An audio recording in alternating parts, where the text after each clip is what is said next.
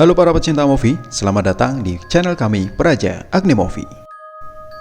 Di video kali ini, saya akan membahas alur cerita film yang diangkat dari kisah nyata, yaitu The Conjuring 3 atau yang berjudul The Devil Made Me Do It. Film yang rilis pada tanggal 21 Juni 2021 di Indonesia ini disutradari oleh Michael Caves dan diperankan oleh Vera Farmiga, Patrick Wilson, Sarah Catherine, dan para aktor lainnya. Langsung saja kita bahas alur ceritanya. Sebelum itu, jangan lupa like, subscribe, serta aktifkan tanda lonceng agar tidak ketinggalan video terbaru dari kami.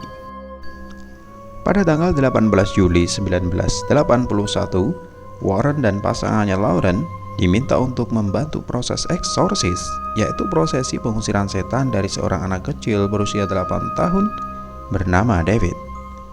Setelah membacakan doa-doa, mereka beristirahat sebentar. Lalu, David dibawa ke kamar untuk beristirahat oleh pacar kakaknya, yaitu Arnie. David merasa sangat ketakutan, namun kakaknya menenangkannya dan mengatakan bahwa dia adalah anak yang pemberani. Tidak lama kemudian, pendeta bernama Gordon datang. David ketakutan dan merasa dirinya masih diganggu oleh setan yang mengikutinya. Karena takut, dia bersembunyi di dalam bak mandi sendirian. Tiba-tiba ada sesuatu yang menyerangnya. Seluruh anggota keluarga langsung berlari mendatangi David setelah mendengar teriakannya. Namun, David melukai ayahnya sendiri dengan cara menusukkan pecahan kaca. Ed segera meminta pendeta Gordon untuk melakukan ritual pengusiran setan secepatnya. Setan yang berada di dalam tubuh David mengamuk. David diletakkan di atas meja sambil dia berteriak dengan mulut yang berbusa. David terlihat sangat kesakitan ketika ayat suci dibacakan. David semakin mengamuk dan ia merasa seperti dirinya terbakar dengan kondisi yang sangat mengenaskan. Prosesi pengusiran setan menjadi sangat kacau. Ternyata makhluk jahat yang berada di tubuh David jauh lebih kuat. David yang sedang dirasuki setan berteriak kepada Ed kalau dia akan memakan jantungnya. Arnie berusaha menyadarkan David dan menyerahkan diri kepada makhluk jahat itu untuk bertukar tempat. Akhirnya David selamat, sedangkan Ed terkena serangan jantung akibat dari serangan setan di tubuh David. Penderitaan David malam itu berakhir. Namun, inilah awal dari penderitaan Arnie. Di rumah sakit, dokter mengatakan bahwa Ed telah berhasil melewati masa kritisnya. Namun, ia mengalami koma dan harus menjalani perawatan secara intensif. Sedangkan Arnie, ia mulai mendengar suara-suara aneh di mimpinya. Tidak lama, Debbie, yaitu kekasih Arnie, datang untuk membangunkannya. Namun, tiba-tiba Arnie mengajak Debbie untuk pindah ke kota lain.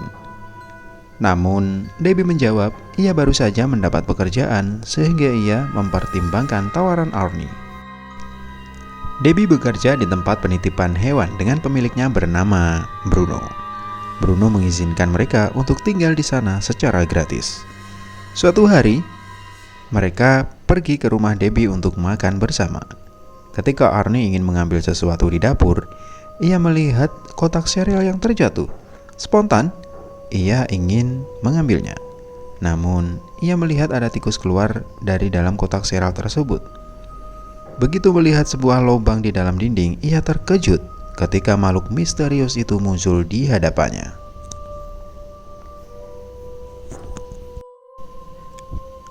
Ketika malam tiba, Gordon mengunjungi Lauren di rumah sakit dan memintanya untuk beristirahat.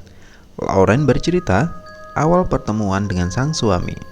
Lauren berkata dia tidak akan pulang ke rumah karena disinilah rumahnya, yaitu ketika bersama suaminya. Keesokan harinya, ketika Arnie bekerja, ia merasa seperti ada yang mengawasinya. Arnie kehilangan konsentrasi dalam bekerja, sehingga ia menjatuhkan gergajinya. Lalu Arnie pulang ke rumah dengan wajah yang berkeringat dan semakin pucat. Di rumah sakit, tiba-tiba Ed sadarkan diri. ia mengatakan kepada Lauren bahwa setan di dalam tubuh David berpindah ke tubuh Arnie. Di rumah, Bruno yang sedikit mabuk mengajak Arnie untuk minum sambil mendengarkan musik bersama. Namun Arnie mulai kehilangan kesadarannya, sedangkan Bruno sedang asik mengajak Debbie berdansa. Kemudian Arnie mulai berhalusinasi. Lauren menghubungi polisi untuk melihat keadaan Arnie karena ia memiliki firasat yang buruk. Tidak lama kemudian, Debbie berteriak histeris karena Bruno ingin menjamah tubuhnya. Arnie yang sedang berhalusinasi melihat Bruno sebagai makhluk jahat dan langsung menusuk makhluk di hadapannya dengan sebuah pisau.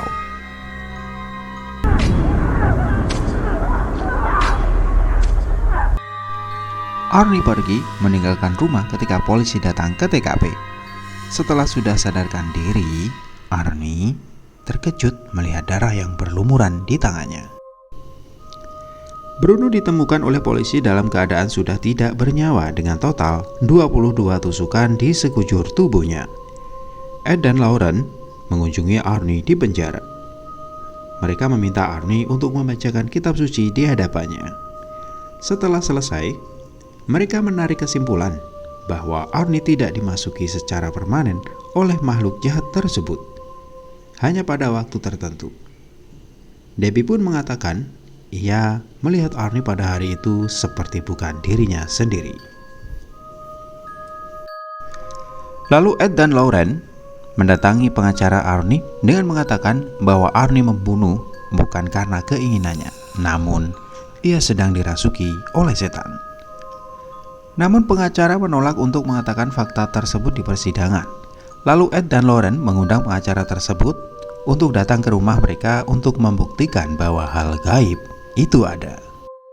Singkat cerita, sang pengacara percaya akan fakta dari kasus tersebut.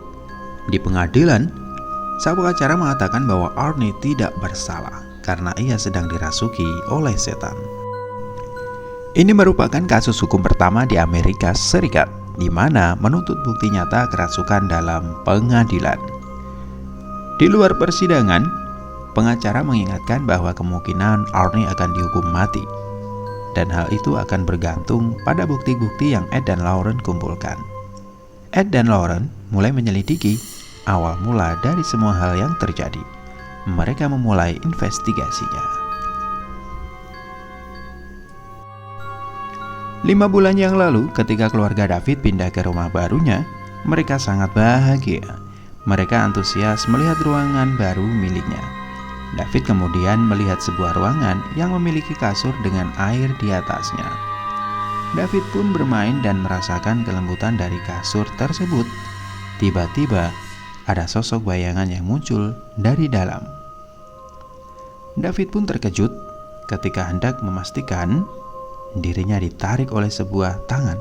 Lalu David menjerit ketakutan. Keluarganya langsung menghampiri dan menenangkan David yang sedang ketakutan. Debbie menunjukkan letak kamar sebelumnya kepada Ed dan Lauren. Begitu melihatnya, Ed tahu bahwa kerusakan pada lantai bawah bukan disebabkan oleh air. Mereka pun mengecek bagian basement di rumah Debbie. Di dalam basement, Lauren menemukan sebuah objek sihir atau benda santet yang terbuat dari tulang binatang. Setelah Lauren memfoto objek tersebut, mereka membawanya sebagai bukti ke kantor polisi. Pastor Garden menyarankan untuk bertemu dengan Pastor Katzner yang berurusan khusus dengan kasus ajaran sesat. Pastor Katzner memberitahu bahwa seorang okultis meninggalkan objek tersebut dengan sengaja di rumah itu, yang mengakibatkan terjadinya kutukan di keluarga Getzel. Kembali ke rumah Ed, di saat asistennya bernama Drew menelpon bahwa dia dikabari oleh detektif yang bilang dia melihat objek setan itu. Kemudian mereka ke rumah sang detektif untuk menyelidiki kematian cewek bernama Kathy yang juga ditikam sebanyak 22 kali.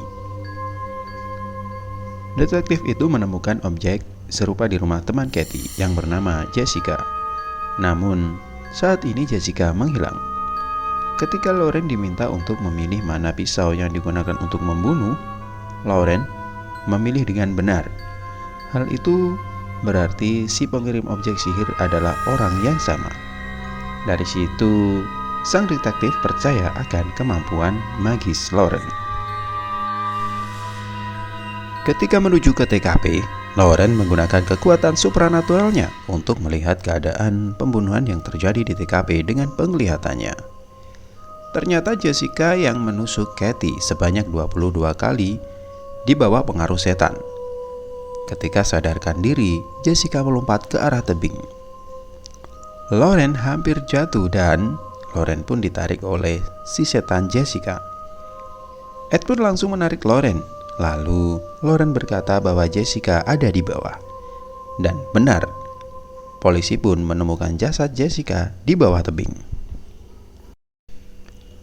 Kembali ke penginapan, Ed mendapat telepon dari Debbie bahwa Arnie dihasut oleh setan untuk melakukan bunuh diri. Lalu Ed menyuruh untuk memanggil pastor penjara bernama Newman untuk mengawasi Arnie yang ingin melakukan aksi bunuh diri selama 24 jam. Pastor Newman memberi air suci kepada Arnie. Lalu Arnie duduk dengan dilingkari air suci tersebut. Lauren bercerita bahwa ia melihat seorang okultis ketika memegang tangan David selama prosesi eksorsis. Ed langsung mengajak Lauren ke rumah duka Jessica untuk memegang tangan jasadnya.